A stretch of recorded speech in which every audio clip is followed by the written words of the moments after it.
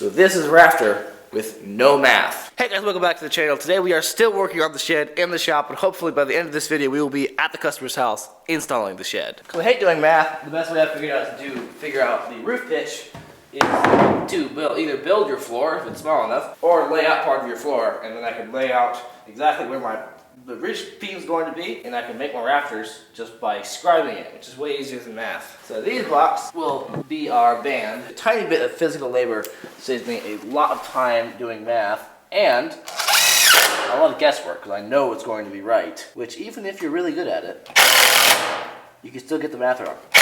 This way, I'm certain it's right. Technically, even if you're doing a house, you could do this to figure it out. I wouldn't recommend that. That'd be a whole lot of more work laying out a 40-foot wide building on the ground. That just sounds kind of dumb. But for something small like this, I think it's actually a big time saver. And I'm just a lot more confident that's going to be right doing this. So that's 3/4 of an inch away from my center line. Now I know that is going to be the edge of my rafter beam. So I'm going to put a block here and then screw my rafter beam, my fake rafter beam, to the side of that. Because this one's so small, I can't just square it up and it'll be fine. But if it was bigger, you have to actually plumb this and level this and plumb this. It's not exactly flat, so we're going to go up here.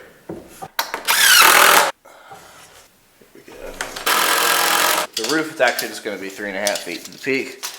I think it was like a 14, 12, something like that. Colonial roofs were typically very, very steep. I don't know why, but they were. There. This might seem harder to you, but just bear with me. Because I know that that is exactly as wide as the top of my wall is going to be. And I know that that is 3/4 off the center. So I know that that beam is center, and I know it's square, and I know it's the right height I need to be, so I can just put a 2x4 across there and mark it exactly where I want it, and that will be done. This is actually a jack stud that I can't use because I remember the jacks had to be treated because they're going to be exposed on this shed, but that doesn't mean we can't use it for this. I'm just going to screw this one in, and then this one will be my template piece, and I can cut my other ones out, my real ones, because I don't need this piece. Little bitty bird's mouth, but 2x4 rafter, so you can only have so much, and I'd rather have more meat than anything else. There, now we got our rafter marked. I'm sure someone will say that was difficult. Okay, there's 2 lines. I did end up adjusting it slightly because I forgot to check for square. I checked for square, slightly off. I fixed it. It's good now. Still easy. Most would not use as a jigsaw because it's too slow, but these are tiny. So. You are all permission to call me an idiot because I put this in the wrong spot. Measure 3.5 feet off the floor. It's supposed to be 3.5 feet off the top of the walls, which would be represented by the floor here, the floor structure. So this line is not in the right spot. Now it's in the right spot. So we're going to do it all again. Still going to be easier than doing math, in my opinion. You'll never convince me otherwise. Ever. Well, that made for a really good reason to not make a rafter because we messed up. And I have no idea why anybody would ever click on this video unless you know me, because what is interesting about this to the masses? Nothing. Absolutely nothing. Now, we can check the square. Absolutely flawless. That is a nice steep roof pitch like it should be. So honestly, this probably could be a rafter. Switch sides, it's decent. You can just take that, cut it off, and then cut it off square. Cut that out, so we'll have an extra one, which is okay, because you never know what's going to happen. Of course, we could move these lines down and make our soffit bigger and our overhang larger. Probably wouldn't be a horrible idea. Let's get a narrower strip and do the same thing. Way too many lines. This is the good rafter. And now we have a rafter that actually fits. I know it fits, so when I get there I will not be surprised that my math was wrong, because there was no math involved. Well, there was a little bit of math involved. Even I could not get away from that. But I do not like math. So this is a rafter with no math. Only works for small stuff. Theoretically works for big stuff, but I would not do it. I would just do the math.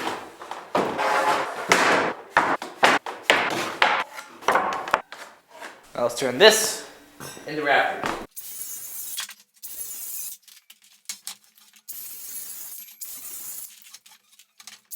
Sorry I didn't film much of that, but anyway, now I have 10 rafters. I don't know why I calculated the 10, because that means I have 2-foot spacing on the rafters, which is fine. We have 2-foot spacing on the trusses in this building and also the rafters in the L part over there on 2x4s, 2-foot spacing. It's fine. So we're gonna do 2-foot spacing and it's gonna be okay. That is my ridge beam, 2x6. It's really twisted. I think I'm gonna buy a new one. I don't like it. And I also need to work on vents because they want me to make these sort of, it's another colonial thing. It's a classic thing. It's a vent. Instead of a window, it's just kind of this louvered thing, so it keeps the rain out, but it lets light in. I need to make 2 of them, and I forgot to buy wood to make them, so I have to get that too. Okay, now we're gonna cut the plywood.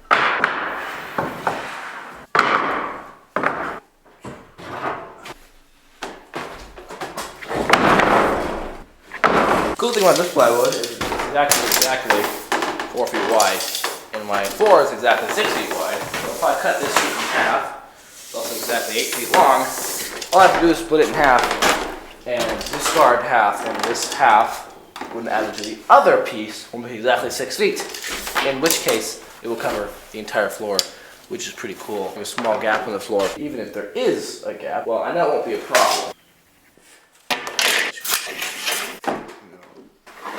The other side, I can and I'm not going to use this for the saw guide, because my saw is not parallel with the guard, and I have no idea how you fix that.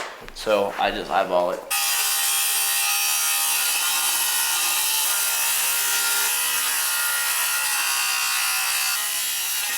This is a much more usable scrap than it would be.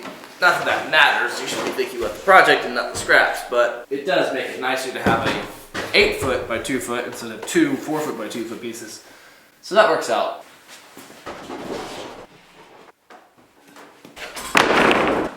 And twice that is going to be what I'm actually using off that, or this sheet, I guess. So 9 3/4. I use the table saw for this. I'm not really set up for cutting full sheets. It'd be a lot faster though.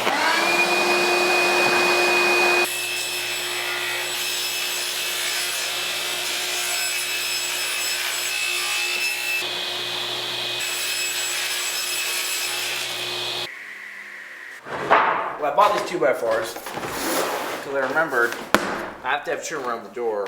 Another one sits on top of that. Another one sits on top of that. That's what your siding looks like, more or less. One sticking off here and one sticking off here. And there's nothing to do in the corner. You could put a block in the very, very corner, but you can't actually just attach a block on the corner. That doesn't work. You can't do that. So you have to have something that actually comes backwards, which is what the other 2x4s were for.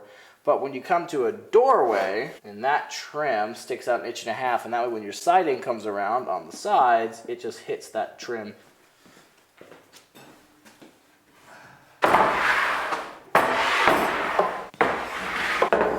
Somehow I have survived this long without any pipe clamps, and I still do not have a single clamp that can clamp this wide. So we are going to go as well as we can with no clamps. We're going to put it together. And I do not adhere to the rule that you can never have too many clamps. That is not true. See if we are smarter than a 2-year-old if we can open the packaging. Ah, I did it.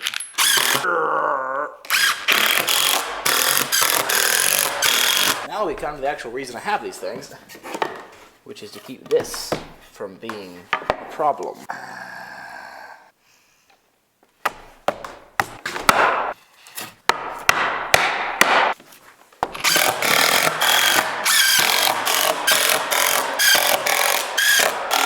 I made the stud a little bit longer than it needed to be, and instead of just cutting off one end, I'm going to cut off both ends so I know they're square, and I know they're nice and parallel with each other.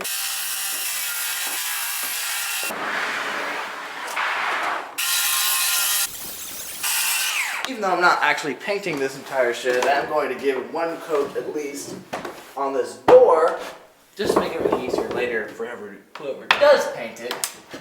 Because painting this, you have to pull it off the hinges maybe, but if you don't, you could just kind of either not paint the back edge by the hinges or not paint the back of the door entirely or just paint the front to get the color right. I'm using a big fat roller because I just don't want to waste time and it's a lot faster to use a roller versus a brush.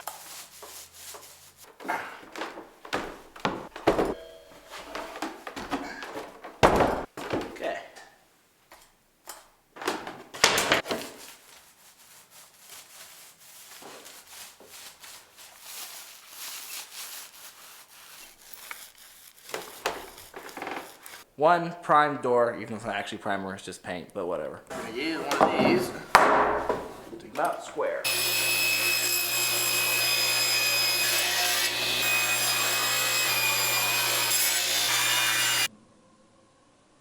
We're using this little chamfer bit to cut chamfers on all these 2x2s, so when they're sitting on the surface, there'll be a chamfer here, a chamfer here. It'll look nice on both sides.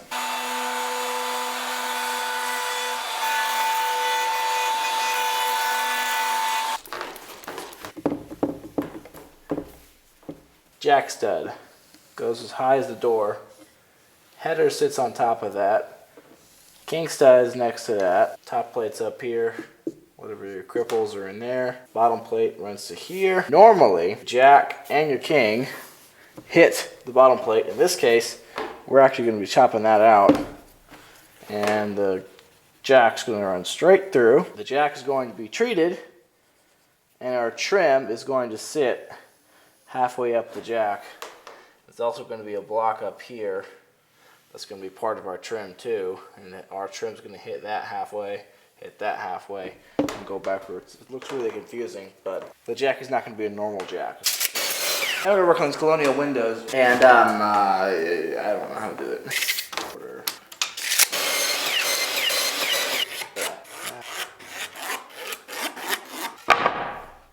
That looks pretty good. If I had a dado stack, I would use the radial arm saw and cut these. I don't have a dado stack though. I don't really want to chip out all this stuff with the chisel.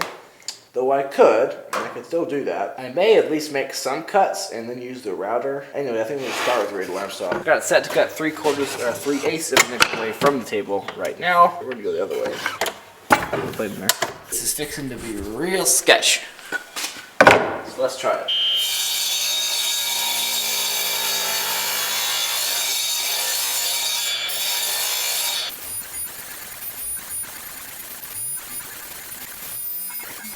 Okay, so I ended up doing it with the radial arm saw, without a dado stack, and it turned out to be a lot quicker and a lot less setup than the router, and it felt fairly safe, actually.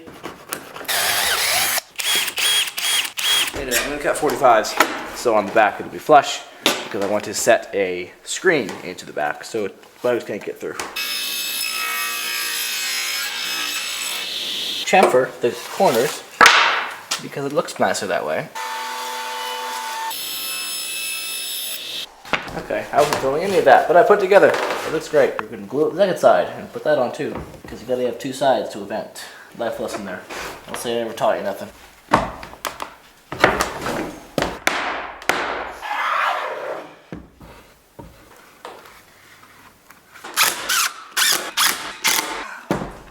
There you go. I just found out I haven't been filming any of this, but I just cut these notches out in the corners of these vents. So, I'm not supposed to be in the shop right now today. I should tell you that too. I was not planning on working 4 days in the shop, but this is day 4. And I hope it's the last one. And then I'm going to go actually to the customer's house and put the shed together. And we will be done with this.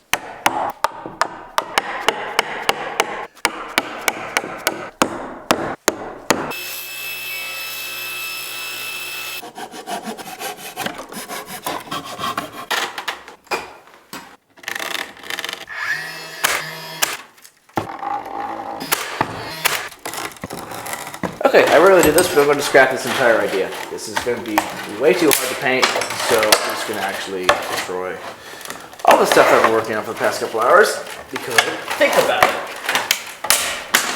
But now I'm thinking about it, and if this screen is on here, you can't paint it all the way up to it without getting paint on the screen. That's going to be a pain. You can't paint from the outside. You can't paint on the inside at all. You can't paint this. It's just going to be a pain overall, and it's not going to be good, and I don't want that, so I'm going to take apart the entire thing. I'm not going to use the strips that I made, I'm not going to use the grooves that I cut. I'm going to make separate screens that'll go on the back and cover all this, and you can unscrew it and take it off and paint it, and it'll be fine. I was much happier with that. I'm sure my nose is paint because it's freezing in here, but anyway, I built these screens. I built 2 of them. I did not film any of it because you do not really need to see it, but anyway, these are going to go over the screens, the vents on the inside of the shed, and I got my holes drilled so I could screw it in and they can unscrew it when they paint it, or whoever paints. I put screws through the ends, which is what I usually do not do, and it actually worked really well. It didn't crack on most of them, and it actually pulled it pretty tight. I like doing that. I had to drill it out with 3/16 and countersink it so it didn't split, but it worked, and I like it, and I'm done, so goodbye.